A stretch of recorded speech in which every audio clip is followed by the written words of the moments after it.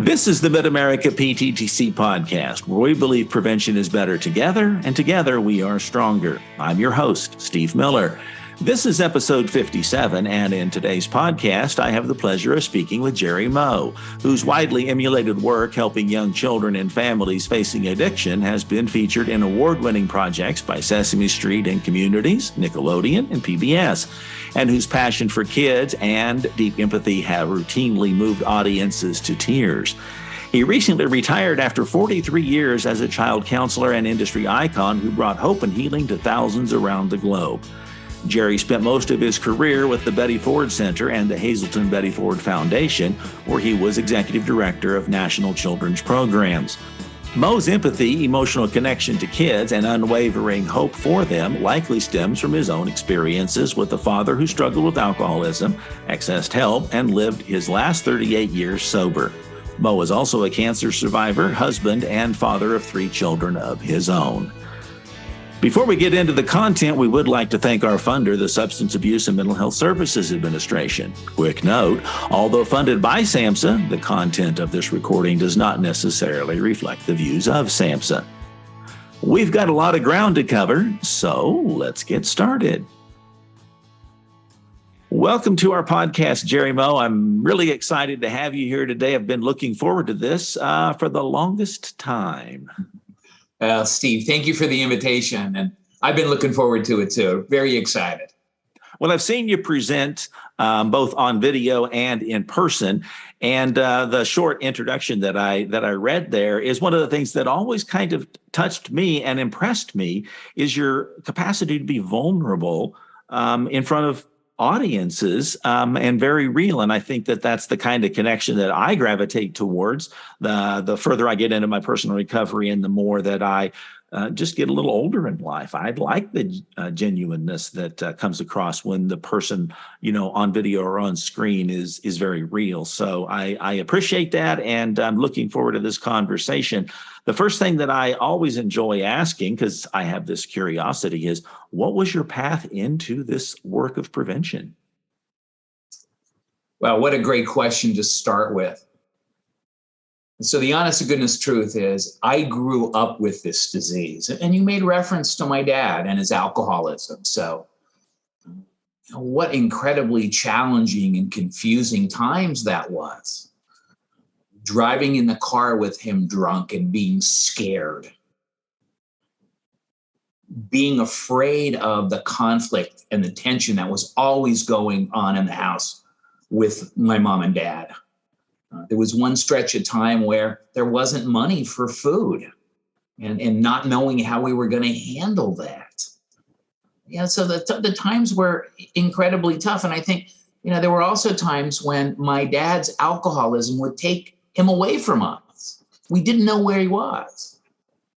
And, that was before cell phones and all of that stuff. So there'd be times where everybody in the house would be walking on pins and needles, and the phone would ring and everybody would jump thinking, oh no, has something happened to, the dad that I love?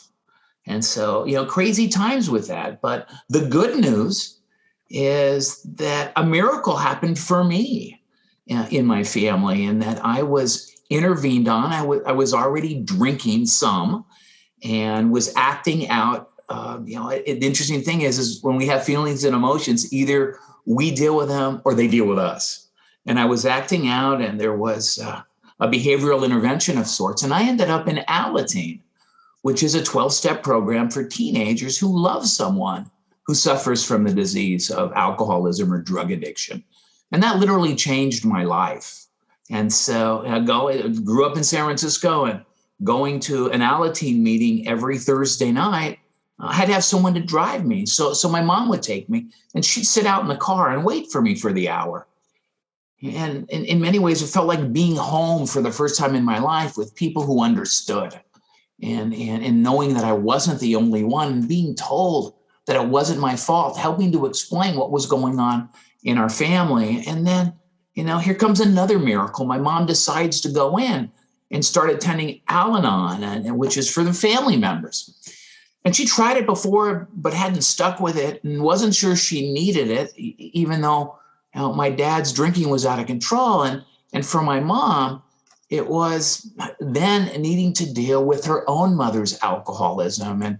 And my grandma died when my mom was a teenager, and dealing with all of that. And so here my mom and we're going regularly, feeling at home, learning important information, building some skills like asking for help and sharing feelings and having a safety plan.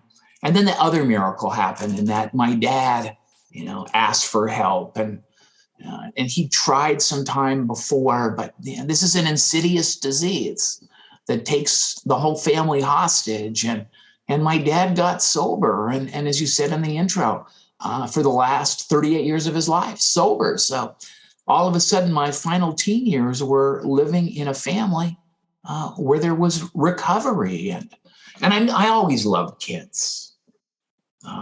And wanted a career with them. That was certain. And went to school and was working for a school district, kind of in what today would be called a resource specialist role of sorts. And one day it hit me, for those people who regularly attend 12-step programs, what I had, Steve, was that spiritual awakening.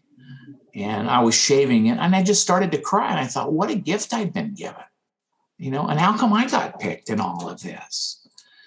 And so it was a deeper level of understanding, right to my spiritual core, if you will. But then the next thing that came right afterwards is, geez, I'm so incredibly grateful. But what might have happened if I was 7 or 8 years old when I started to get help? And how much less damage to me and to all the people in my family might that have created? And so it was right then and there that I made the decision that I would spend the rest of my professional life working with little kids who were coming from families where there was addiction. And let me just give you a quote that I heard at a conference one time that so resonated. And so Mark Twain once said, the two most important days in your life are the day you're born and the day you figure out why.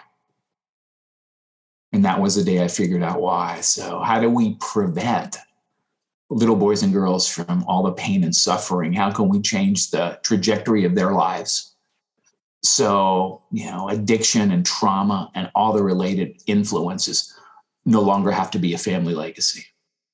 It's interesting that you, the way you depict that across that timeline, it's still a relatively new idea how early the impact of trauma has a lifelong consequence on us.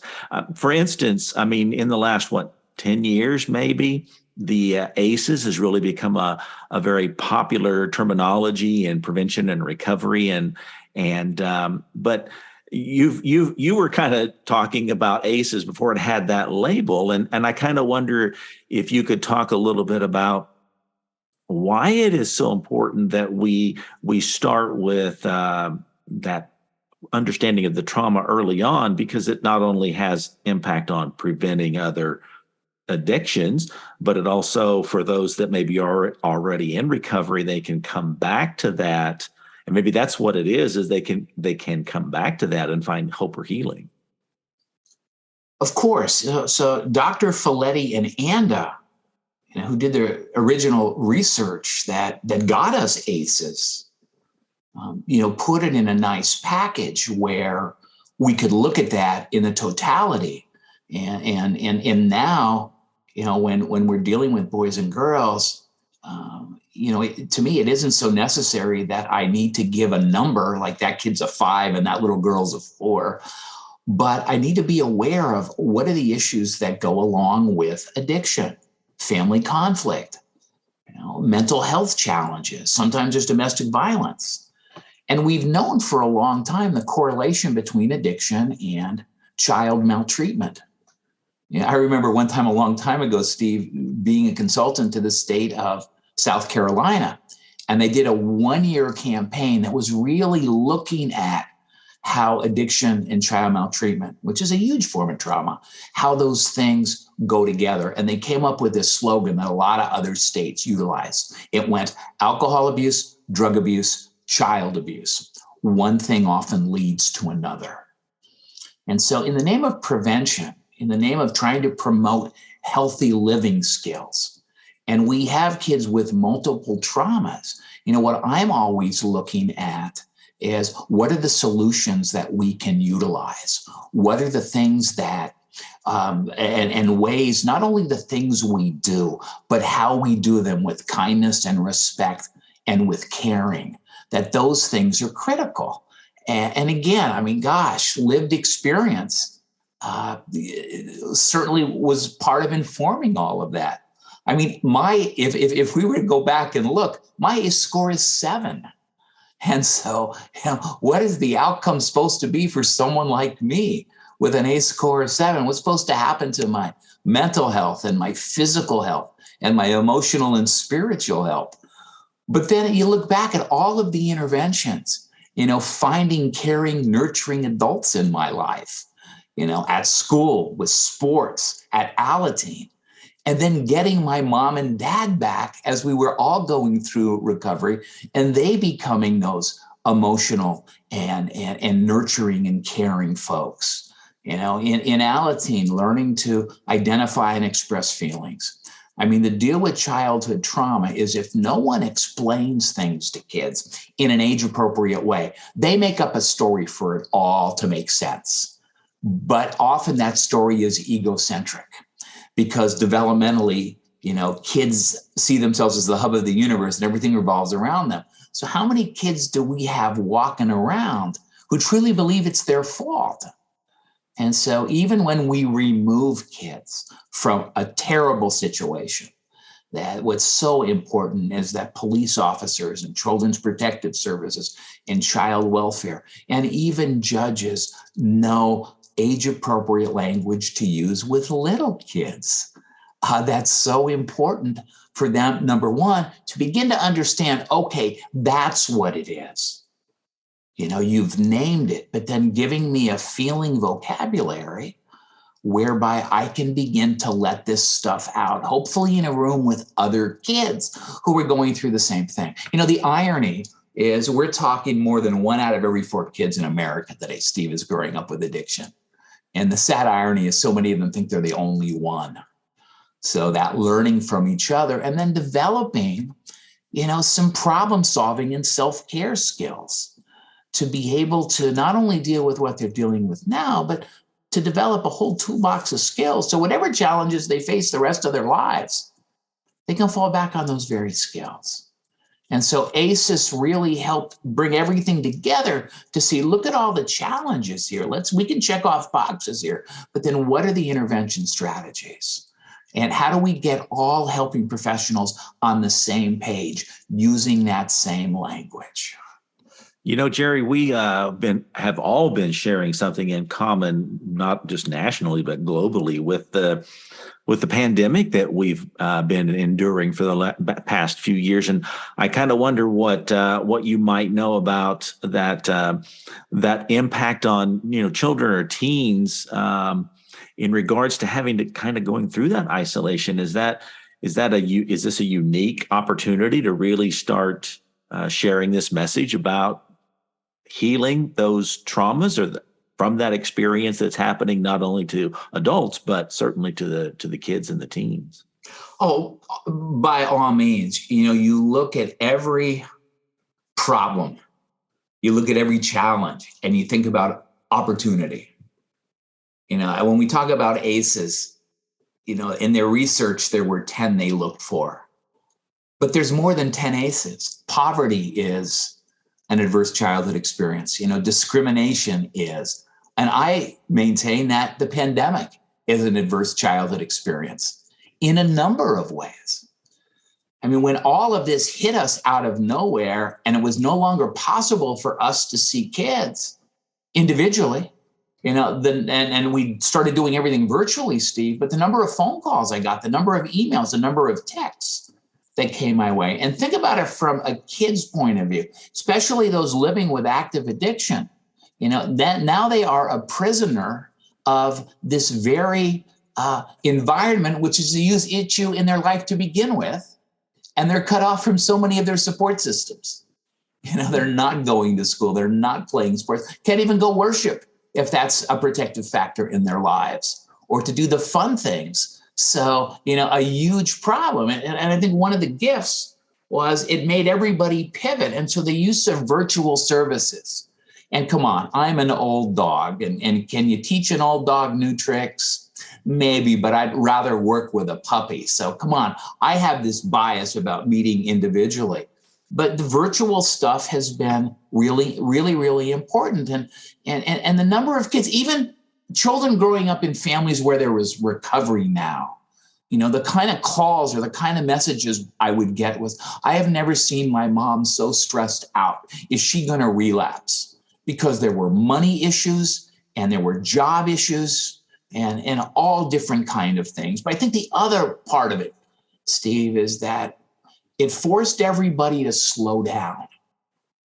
And the amazing thing about slowing down is that what I know about kids of all ages who grow up in families where there's addiction, one of the ways they cope is they get involved in their own kind of compulsive behavior. And no, it doesn't necessarily have to be alcohol or drugs. It could be food. But I think about things like perfectionism and always taking care of everyone else. And when I'm compulsively involved in anything, I don't have time to feel my pain. I don't have time to deal with my issues. And when those things are taken away from me, oh my gosh. So, as we've talked about previously, I received about a dozen calls or emails from people all over the country. Now, these teenagers didn't necessarily have anything to do with the Betty Ford Children's Program, but I get calls from all over the place.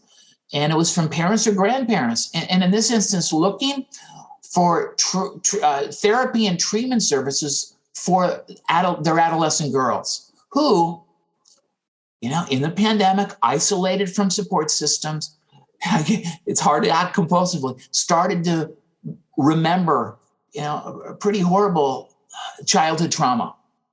And we're drinking, we're using, we're cutting, we're doing other things and needing help. And so, I believe that when we get out of this pandemic, and we're still in it, no matter what everybody wants to say, it's still going on. And that's another trauma for people to overcome. And one final thing, with little kids, we were able to do a program last year live. The Betty Ford Center Children's Program has this great relationship with International Doctors in Alcoholics Anonymous. It's called IDAA. Have a conference every year. And all these docs bring their families because they're recovering families and they bring their little kids. And what we said to kids that really helped them understand was, the pandemic is a lot like addiction. It's this huge problem. And you can't see it. You can't see the COVID, but you certainly feel the way things go on, and you're not sure what to do, and you want to be able to make it better, but you can't. And for some reason, Steve, that really resonated with little kids who had that knowledge. So it's a huge opportunity for us to grow and to stretch and to figure out new and innovative ways to help kids. This is probably a difficult question to answer, but something that popped into my head when you said with littles, or I don't know at what age we stop kind of telling those stories to ourselves, if ever. But you said, if they don't have an answer for it, they kind of make it up themselves because I think you said they're egocentric. It's like, it's not a common story, but do you have any idea like what the story is that kids are telling themselves about this particular time we're going through? Why? Why is this happening? Why has my life changed? Will I ever be able to go back to the way that it was before? When can I see the people who make the biggest difference in my life? All of the research on resiliency through the years. And Steve, especially when they look at, people our age, older folks, who overcame all of those ACEs and overcame all of that childhood trauma. What's the common factor in all of it? Well, there's many, but the one that stands out the most is the presence of caring, nurturing adults in their life. And kids are amazing that they can't get it in their family today because addiction just is this monster that takes up all of the oxygen and all of the space in a family system. They go find it somewhere else. And they've been cut off from that. So why can't I be with these people? And I think kids also see and I get asked this all the time, why do some people wear masks and other people aren't wearing masks? It doesn't make sense to me. Mm-hmm. It's a very complicated thing that we're all facing. I think that it's easier for adults to maybe kind of sort that out and realize it's not just happening to me, it's happening to everyone. But I often think, how does a young person kind of make sense out of this, because they are so detached from the world around them or from their, extended family in some cases. So it's really, really very complicated. You've used the word resilience a couple of times, and I kind of wanted to focus in on something else that I used to work for a PBS affiliate. So when I learned that you've been on Sesame Street, so to speak, you've authored a number of children's books. You've worked behind the scenes with Sesame Street and some other children's programs. Can you kind of talk a little bit about, we've addressed ACEs and that trauma. What's the correlation, or how do you bring that connection into these types of children's programming? To answer that question, let me just piggyback, and this will lead us into something that you just said. It's really fascinating that as adults struggle with the pandemic, just as adults struggle with the pandemic, as professionals struggle with the pandemic for what their role is, keep in mind that children struggle too. And if someone doesn't give them an opportunity to ask questions, if there aren't adults being able to explain this, if there aren't adults being able to say, you know what, honestly, I'm scared too. And this confuses me, and I'm angry that our life has changed. But here's some things that we can do. Here's some things we're going to do at home to take better care of ourselves. A great opportunity. And if you think about it, the work with Sesame Street follows along those very lines.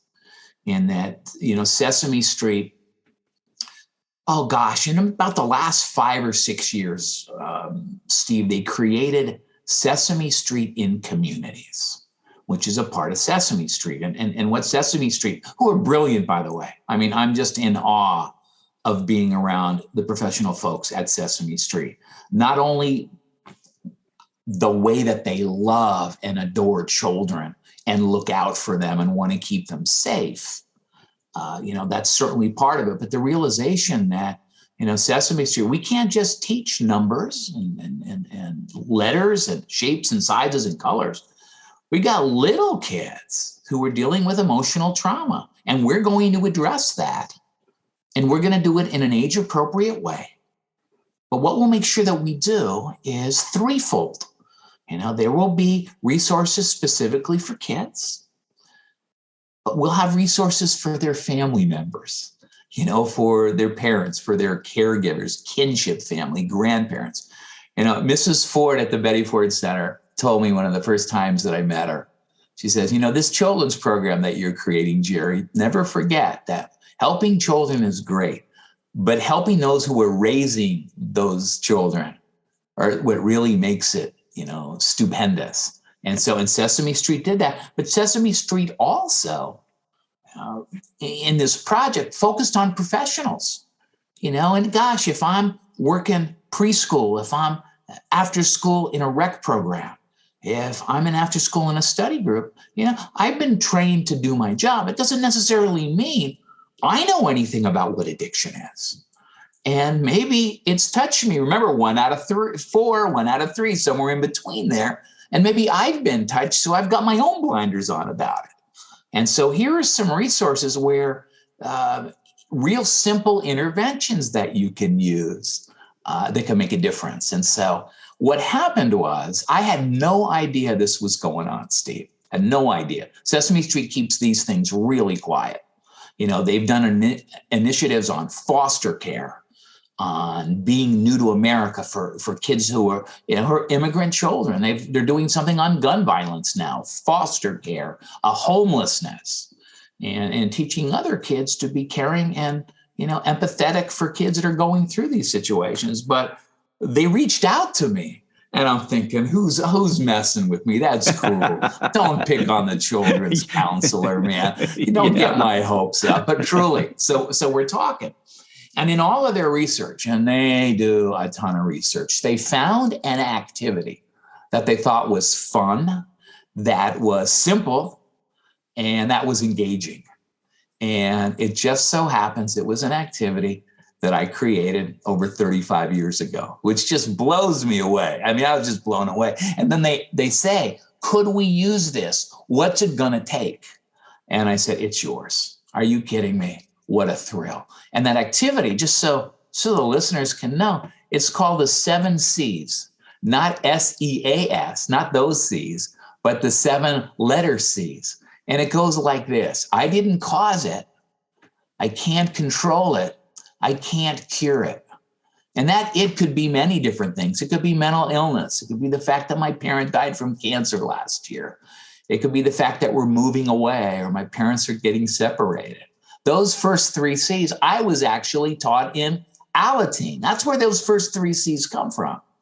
But then I learned with working with kids, you can't just tell them what not to do. You got to tell them what to do. And so then but I can help take care of myself by communicating feelings, making healthy choices, and celebrating me, all the beauty and goodness in me. And so I'll tell you, you talk about a phone meeting. It had to have been over an hour. And it was the passion and the synergy. It was like it was dripping, and just like their perspiration was dripping from me, just like oh man.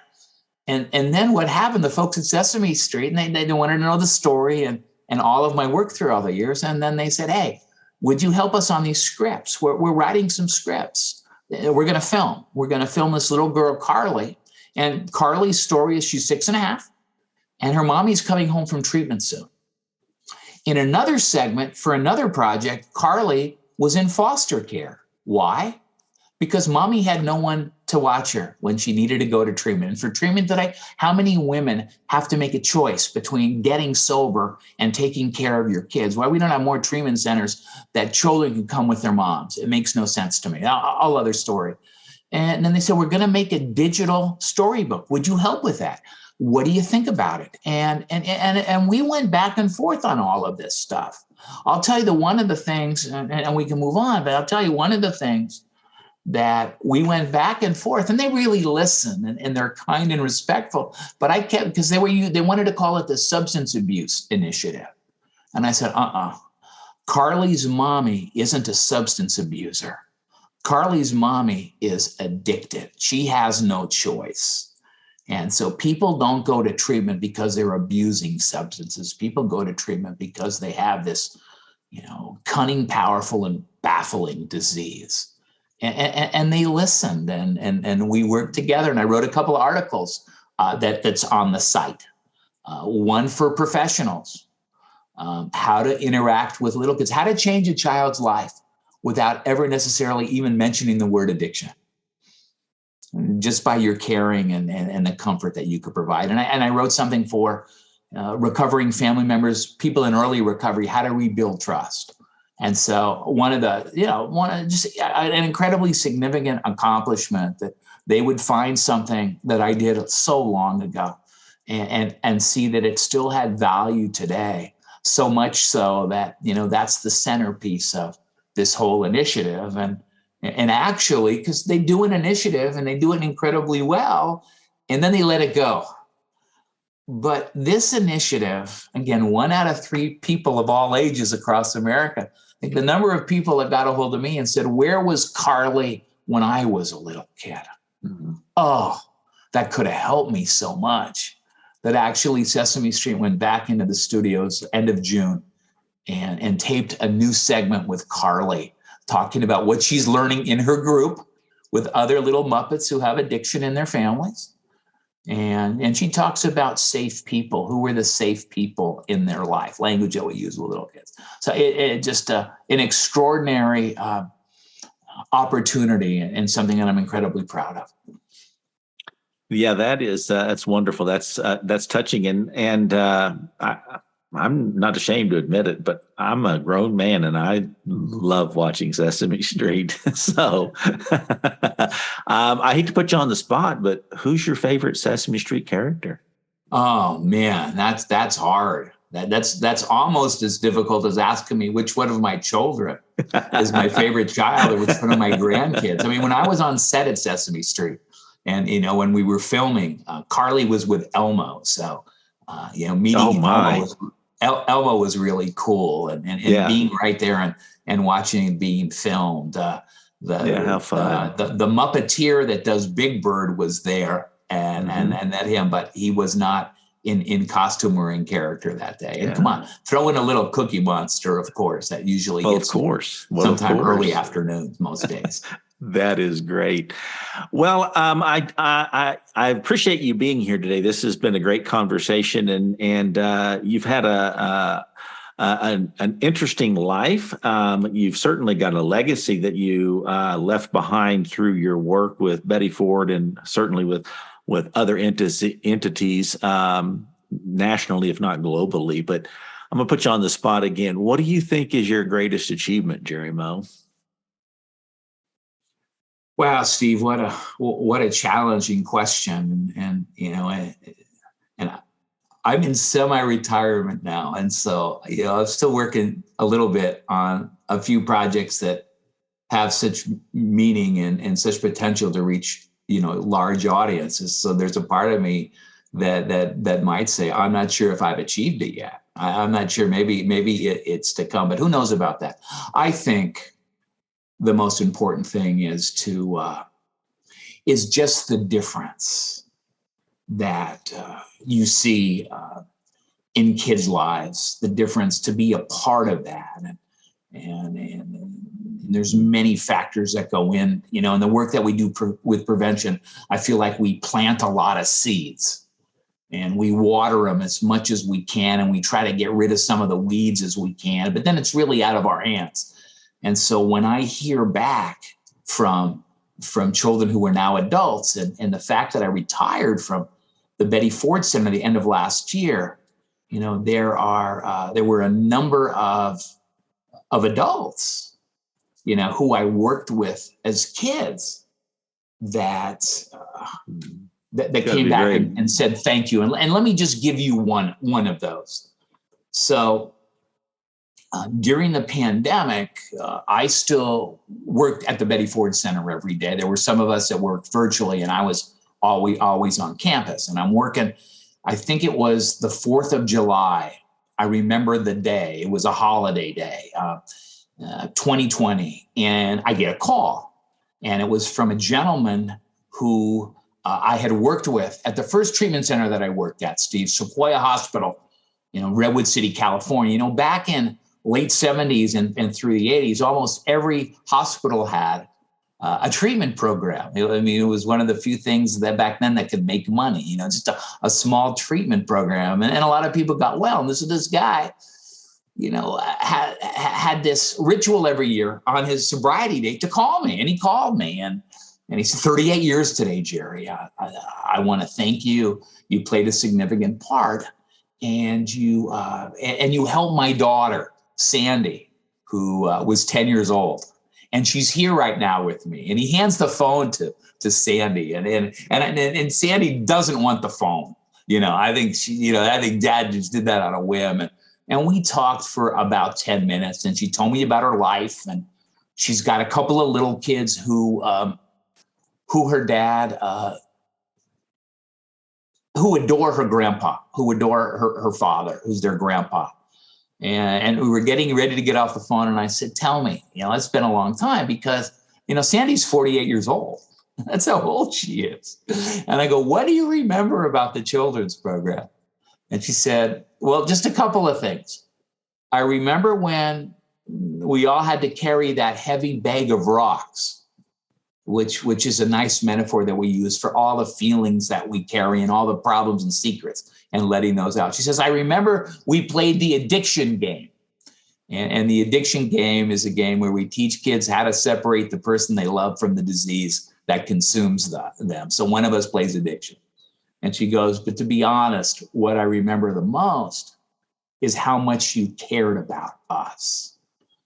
And so just, it's that, if nothing else, that's it right there. I believe that kids don't care about how much we know until they know about how much we care.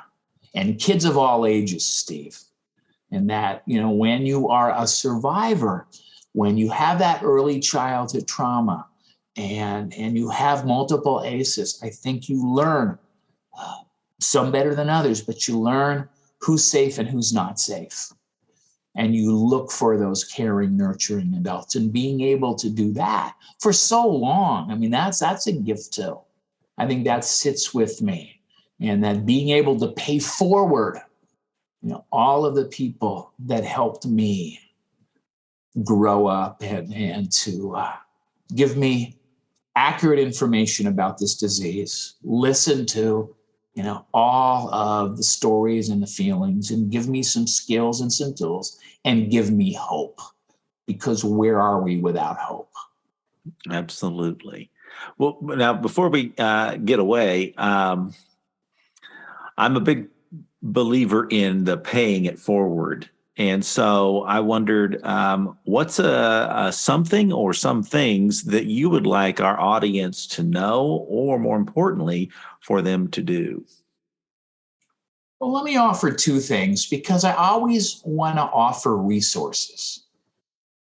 Sometimes we get really adept at being able to name the problem and describe the problem.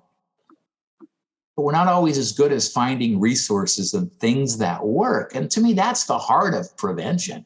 How do we do those interventions? How do we create protective factors for boys and girls? So two things.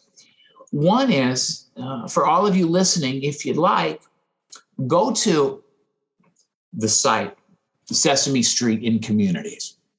I mean, the easiest way to do that is just whatever search engine you use, put in the word Sesame Street and addiction, and the site will come up. And if there's one video I'd have you watch, it's a video I made reference to earlier without naming it. It was with Elmo and Carly, and it's called Helping Hands.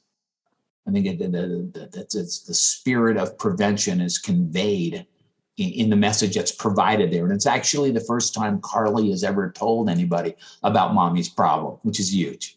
The second thing, I've been involved for, over close to 40 years now with an organization called NACOA, NACOA. It's the National Association for Children of Addiction, NACOA. So it's NACOA.org. That one I can just give you straight up. Other ones got too many slashes and hyphens, and come on, I'm a children's counselor. My mind is pretty simple.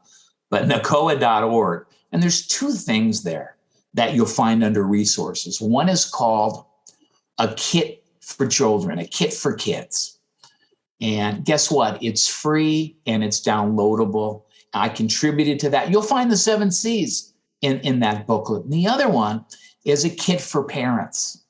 And fascinatingly enough, these days, there are more grandparents requesting and getting that kit, because the number of grandparents raising grandchildren. And I tell you, today, I work with 3 sets of great grandchildren and great grandparents raising them, because addiction is in between those 2 generations. I mean, who ever thought that? But both of those, good, solid information, age appropriate, with some skill building opportunities. Take those down. They're free. Download it, read it, know about it, pass it on to others that might need assistance. So a couple of great resources. When you go to the Sesame Street site, you'll have the digital workbook. There's actually the 7 C's quilt. So online, kids can color all of the quilt of the 7 C's and then you can print it and they could have a copy of something they created. So those would be the two that just jump right off the page, Steve. Thank you, Jerry. I appreciate that. Those are, and I'll put a link to the Sesame Street site and the NACOA site as well in our show notes. If people are having trouble accessing either one of those, but thanks for those resources. And oh my gosh, thank you so much for being here today. Just hearing about your story and your dedication to helping others heal is a legacy. It's profound. It's been a pleasure getting to know you, and would love to have you back sometime if you'd be agreeable to that. No, that was the first thing I was going to say. Number one, what a pleasure to work with you. What awesome work that you're doing there in the Midwest PTTC. Truly, it makes a difference. And yeah, I would love to come back and do this again sometime. At your pleasure. Thank you for listening to this Mid-America PTTC podcast. To learn more about any upcoming trainings, visit pttcnetwork.org and look under your PTTC for the Mid-America link. Remember, prevention is better together, and together we are stronger.